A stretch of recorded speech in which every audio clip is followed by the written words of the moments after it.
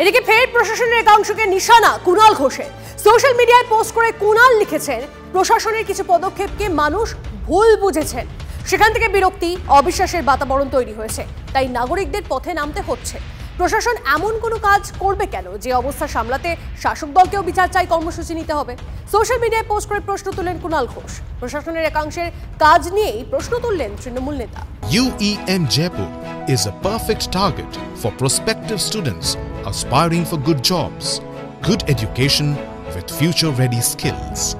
এর আগে কুণাল ঘোষ বলেছিলেন, আরজি কর একটি বিচ্ছিন্ন ঘটনা। শুনুন সেই বক্তব্য। আরজি করের যে বিচ্ছিন্ন ঘটনা, দুর্ভাগ্যজনক ঘটনা ঘটেছে, তার একজন মাত্র অ্যারেস্ট হয়েছে, সেটাও করেছে কলকাতা পুলিশ। তদন্তটা সিবিআই এর হাতে। অরাজকতা তৈরি করছে এই ছুতো নিয়ে, শকুনেরা অরাজকতা তৈরি করছে। অনেক বড় প্লট হয়েছে, দয়া করে এতে পা দেবেন না।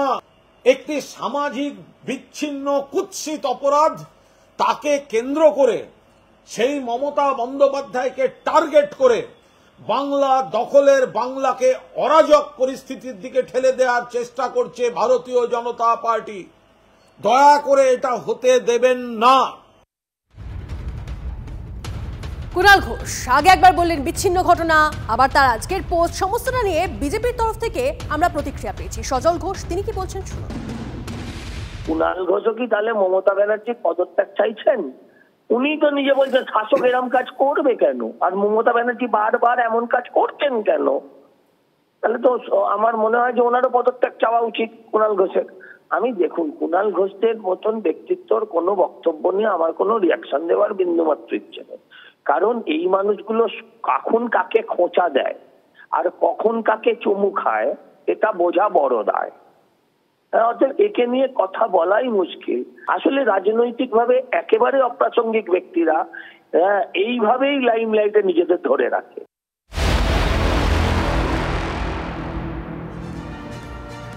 দেখুন, আরজিকর কাণ্ডে প্রকাশ্যে এসেছে স্বাস্থ্য সিন্ডিকেট, যার সংক্রমণ ছড়িয়েছে বিভিন্ন হাসপাতালে।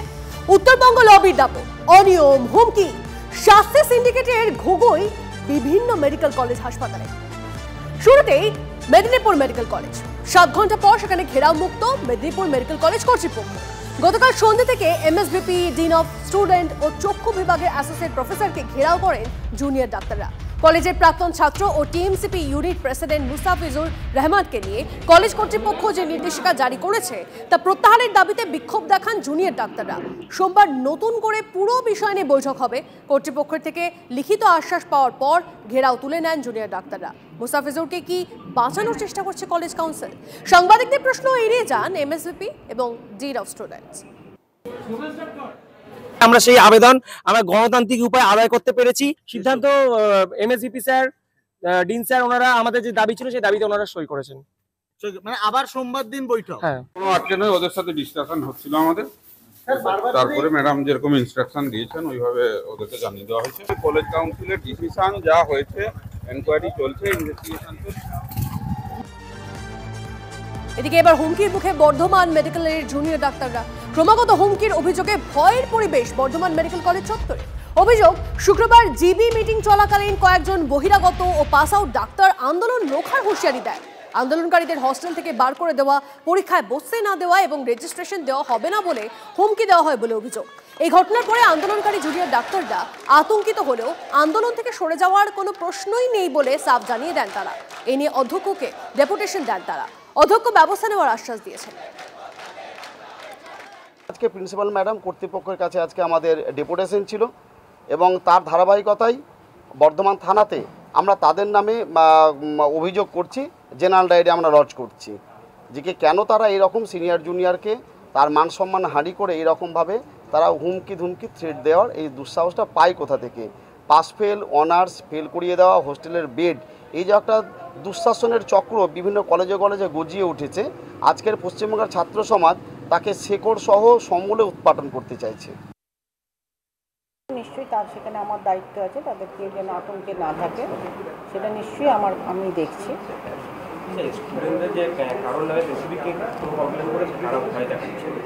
না, কারো স্পেসিফিক কোনো কমপ্লেন নেই।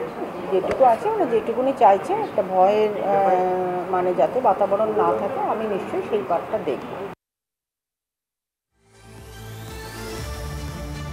এবার এসএসকেএমে আন্দোলনকারী চিকিৎসকদের ভয় দেখানোর অভিযোগ। হাউস স্টাফ রণজিৎ সাহার বিরুদ্ধে অভিযোগ এনেছেন আন্দোলনকারী ডাক্তাররা। রণজিতের বিরুদ্ধে তদন্ত কমিটি গঠন করে ব্যবস্থা নেওয়ার আর্জি।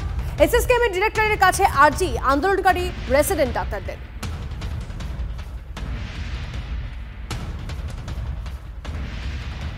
এসএসকেএম রাজ্যের প্রথম সারির উৎকর্ষ কেন্দ্র, সেখানেও এই ধরনের একটি গর্ত ছিল এবং যার অভিযোগ উঠছে যে যারা এখানে সিনিয়র রেসিডেন্ট চিকিৎসকরাও রয়েছেন তাদেরকে একটা ভয় সংস্কৃতির মধ্যে কাজ করতে হতো এবং সেই ভয় সংস্কৃতি যার মাধ্যমে এটা তৈরি করা হতো তার নাম কি, নাম তার কি অভিযোগ তাদের? রণজিৎ এবং তার কিছুজন সাঙ্গপাঙ্গ। আমার যখন ফার্স্ট ইয়ার তখন হচ্ছে রণজিৎ, তখন আমি একটা পোস্ট দিয়েছিলাম, একটা হোয়াটসঅ্যাপ গ্রুপে একটা পোস্ট দিয়েছিলাম। সেই সূত্র ধরে আমাকে পরদিন আমি যখন ক্যান্টিনে খেতে যাই তখন আমাকে থ্রেট করে এবং আমাকে বলে সবার সামনে তার লোকজন নিয়ে শাসায় যে তুই কি করে থিসিস জমা দিস, আমি দেখে নেবো। মানে আমাদের এমডি যে থিসিস এটা হচ্ছে জমা দিতে হয়, সেই থিসিস কী করে হচ্ছে জমা দিস দেখে নেবো, তুই করে পাস করিস আমি দেখে নেবো। প্রোটেস্ট করার সময়ও তো আপনাদেরকে আটকানো হয়েছে, এই প্রতিবাদ মঞ্চ যাতে না হয়। হ্যাঁ, আমরা যখন প্রতিবাদের জন্য আমাদের সমস্ত রেসিডেন্ট সবাই মিলে যখন ডিসাইড করি যে আমরা কর্মবিরতিতে যাব, সেই পথেও বারবার বাধা হয়ে দাঁড়ানোর চেষ্টা করা হয়েছে। এবং শুধুমাত্র যে থ্রেট এটাই বলছি না, সবাইকে পাস ফেলের যে থ্রেট দেওয়া এবং ইভেন ফিজিক্যাল অ্যাসল্ট অবধি এরকম করা হয়েছে। আমরা কলেজে এই থ্রেট কালচার জিনিসটাকে বন্ধ করতে চাই। এই থ্রেট কালচার জিনিসটা গুড় বাসা হয়ে বিভিন্ন কলেজের মধ্যে ঢুকে রয়েছে। আজকে এখানে একটা নাম উঠে আসছে, শুধু একটা নাম নয়, এই থ্রেট কালচারটা ঢুকে রয়েছে। এই থ্রেট কালচারটার বিরুদ্ধেও আমাদের লড়াই আছে। প্রভাব তো নিশ্চয়ই আছে, যদি কিনা নাই থাকতো তাহলে এতজন পিজিটি এত রেসিডেন্টদের আর প্রভাব এটাই বলা মুশকিল। এখন সেটাই খতিয়ে দেখা হবে যে কি এর পিছনে আছে। আমাদের সাইকিয়াট্রি যে ডিপার্টমেন্ট রয়েছে তার মাল্টিপল পিজিটিকে সে থ্রেট করেছে যে আমাদেরকে ইউজি ক্যান্টিনে ঢুকতে দেবে না এবং খেতে দেবে না। যদি আমি দোষী থাকি তাহলে আমার বিরুদ্ধে একটা ইনকোয়ারি কমিটি বসুক। সেখানে যদি তারা বলেন যে হ্যাঁ আমি দোষী, তাহলে আমি দোষী। আমি এখান থেকে এতটুকুটাই বলবো, কারণ আমি এখানে কাকে থ্রেট দিয়েছি না দিয়েছি, আর থ্রেট আমি কেন দেবো? পিজিটিদেরকে কি আমি থ্রেট দিতে পারি কখনো? এটা কি আমি কি পিজিটি? আমি তো পিজিটিদের পার্টও না, আমি একজন আন্ডার গ্র্যাজুয়েট। আর যদি বলি আমি হাউস স্টাফের ব্যাপারে, তাহলে একটাই কথা বলবো, হাউস স্টাফ আমার অর্ডার নিয়ে আমি এখানে আছি, আমি আউটসাইডার না। এখানে বারবার বলা হচ্ছে আমি আউটসাইডার, আমি কিন্তু আউটসাইডার না। যারা জুনিয়র চিকিৎসক রয়েছেন তারা বলছেন এই ভয় সংস্কৃতি অবসান ঘটুক। ক্যামেরায় মৃন্ময় চক্রবর্তীর সঙ্গে সৌরভ দত্ত, টিভি 9 বাংলা, কলকাতা।